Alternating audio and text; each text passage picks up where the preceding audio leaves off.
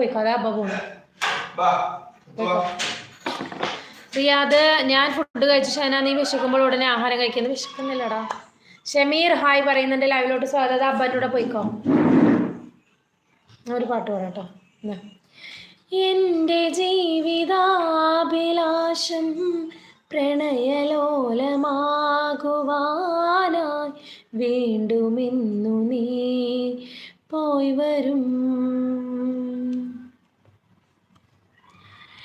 ഇനി വരും വസന്തരാവിൽ നിന്റെ സ്നേഹജന്മമാകെ സ്വന്തമാക്കുവാൻ ഞാൻ വരും.